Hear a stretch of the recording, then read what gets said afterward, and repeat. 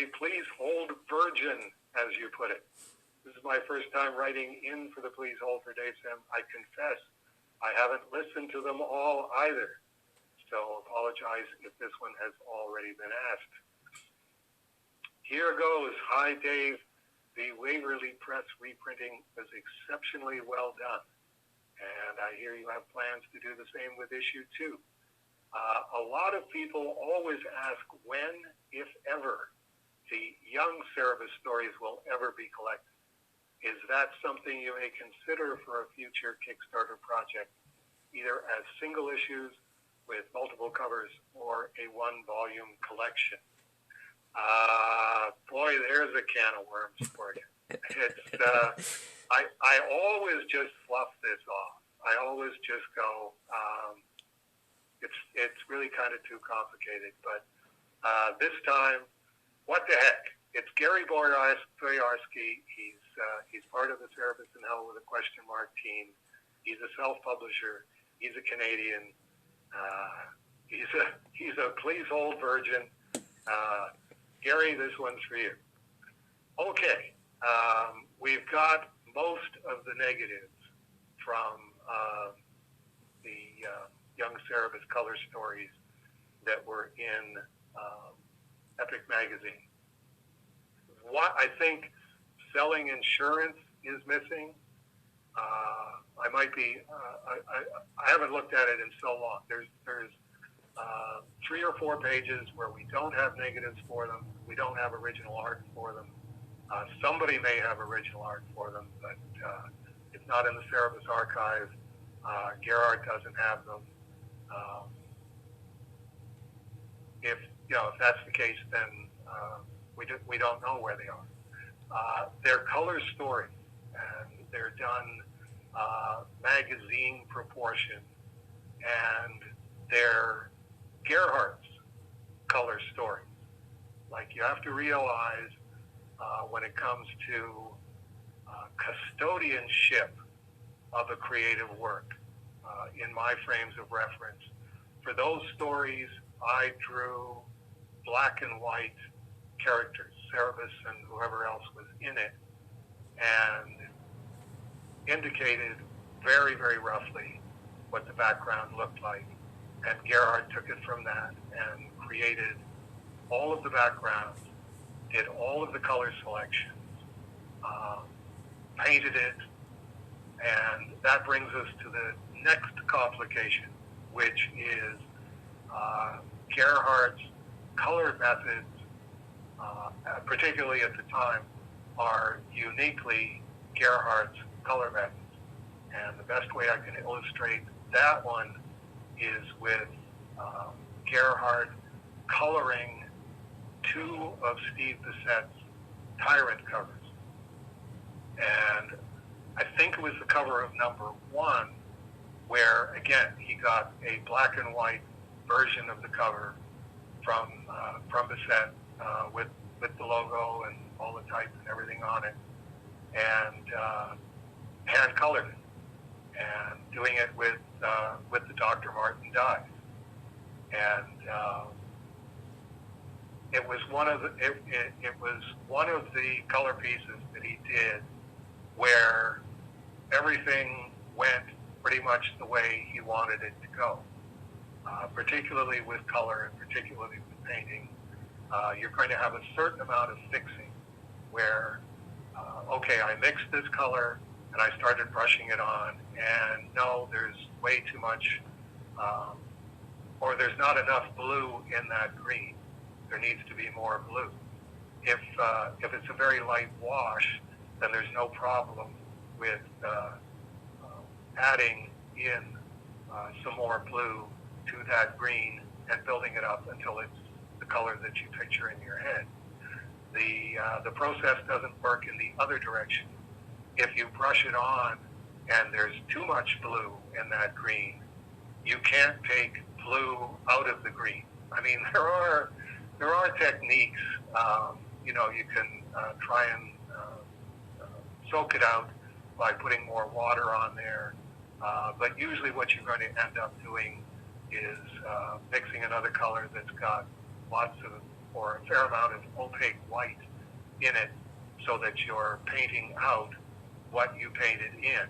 And then you're definitely on the slippery slope of fixing the thing. Gerhard was, and I'm sure still is, very, very good at fixing the stuff. It's like total panic mode, because it's like, this was a really good cover up until 20 minutes ago, and now I think I just ruined it. But I'm already this far in, so I got to just keep going, and now I just fix it. I don't, like I say, that was the number one cover, went really smoothly, exactly what Bissett wanted, which was color over black and white, and then dropping the black and white cover back over top of the color once it had been separated. This is what the tyrant covers were supposed to look like. Then there was issue 2 or issue 3, where it was tyrant hatching and biting the tongue of the Tyrannosaurus Rex or whatever it was that was attempting to eat him.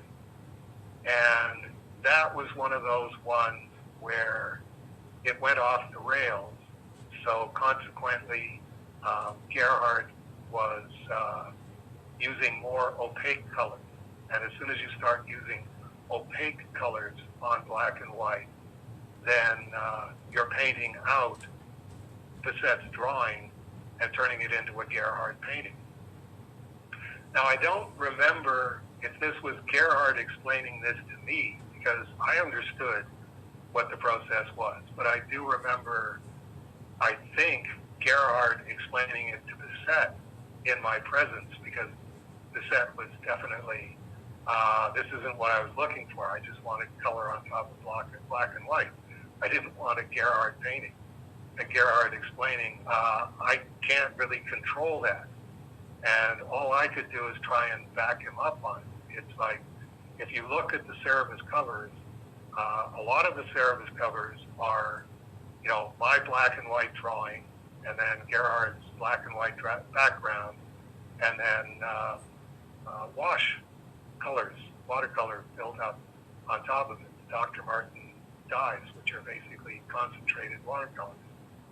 And it's like, Steve, you just, if you want Gerhard to color your cover, this is what you're going to have to live with. It's either going to be something that worked all the way along, or something that he had to fix.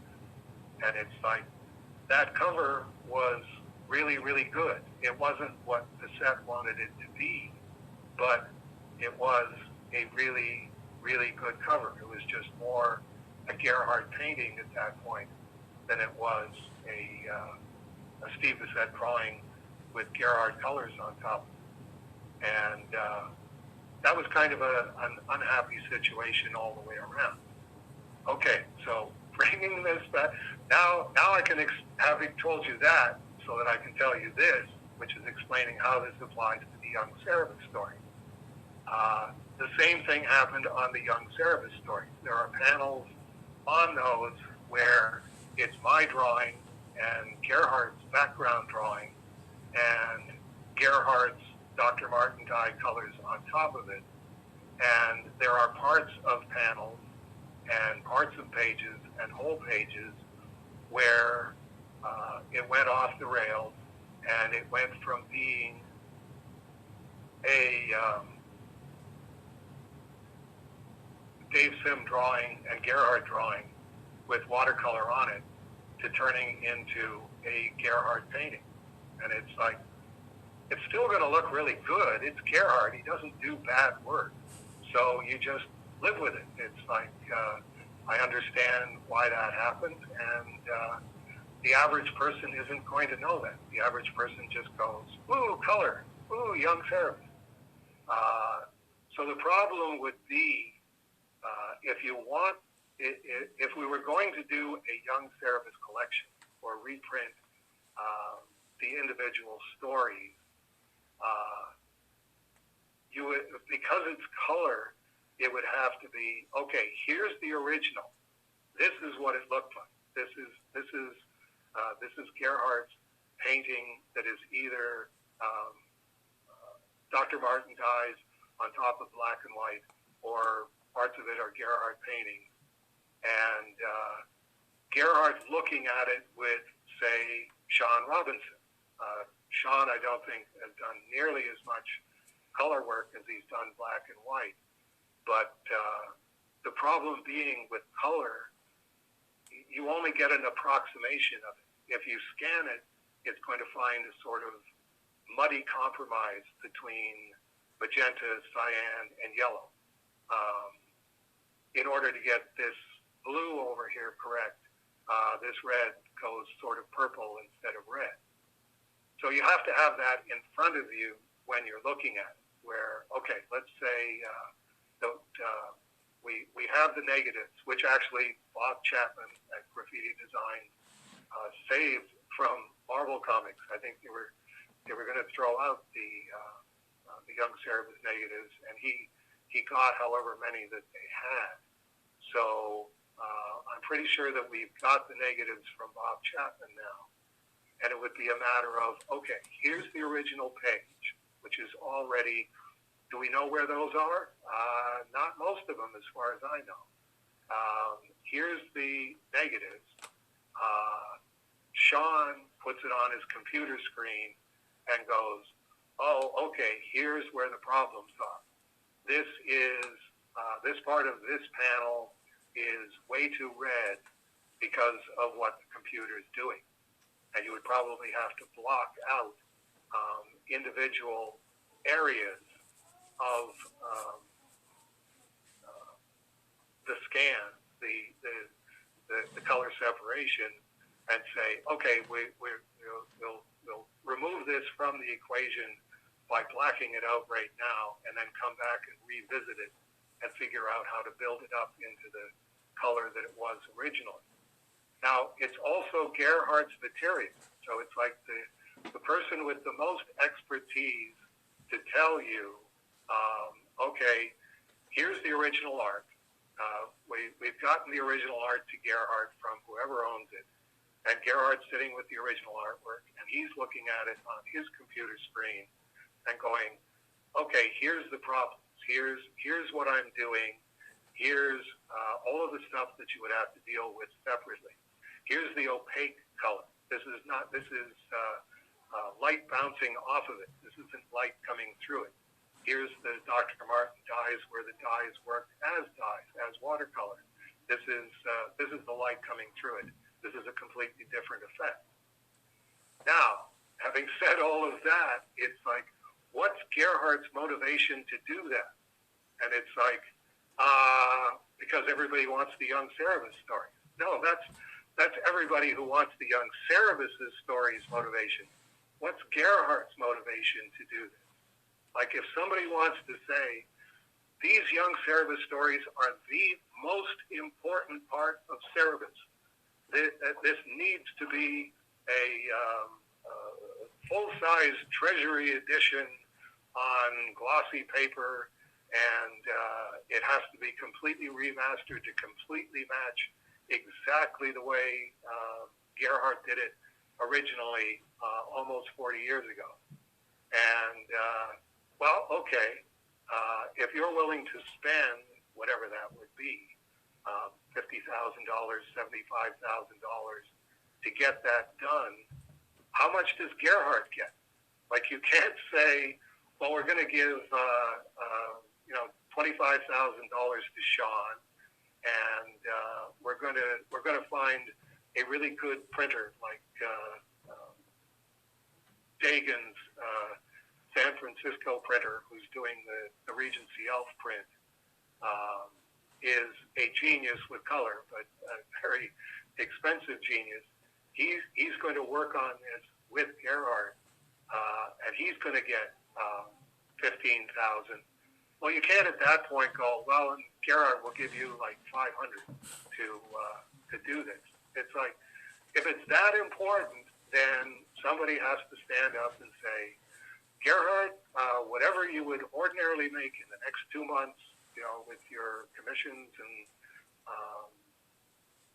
drawings and selling artwork and whatnot, we will triple that to get you to be a full participant in completely remastering the Young Cerebus story. We're not in that category. Unfortunately, I have to keep reminding everybody this is a universally hated comic book that really we're just waiting for cancel culture to go, no, we have to finish the job over here.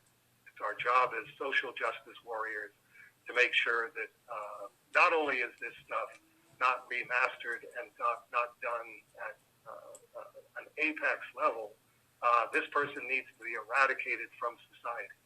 I mean, that's what I'm waiting for. I'm sure I can't say that I'm sure it's going to happen, but it would surprise me if it didn't. Like, we would have to have a major shift from the way our society has been going and the way our society is going. So, however much it sounds like, yeah, we should do the Young Cerebus story. It's like the IDW covers volume suffered because of that, because it was,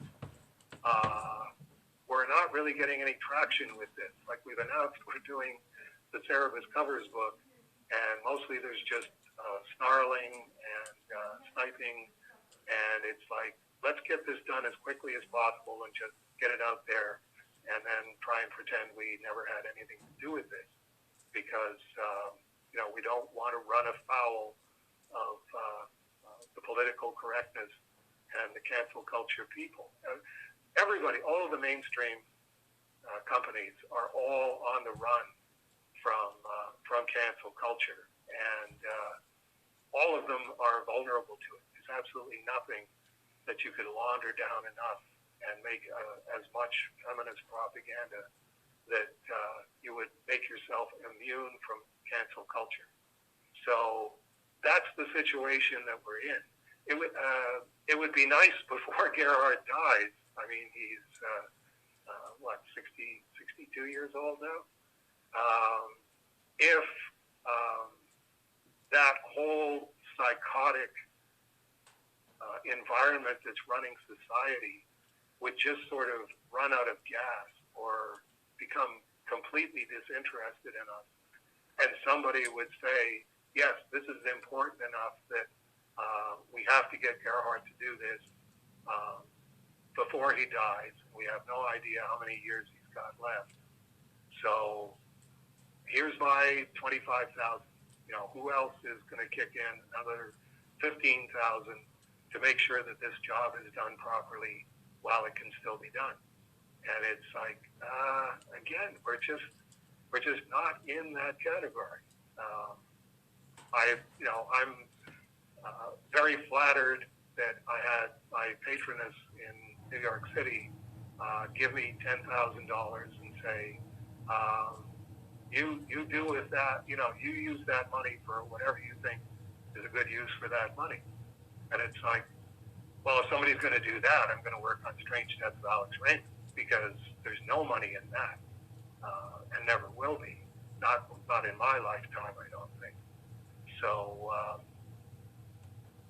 that's one of those. Well, if somebody does that, if somebody else does that and says, I'll give you $20,000, it'll be like, well, okay, I'll stop doing Cerebus in Hell, and I'll stop working on, or I won't get to work on Cerebus number 3 covers or Cerebus Bond covers.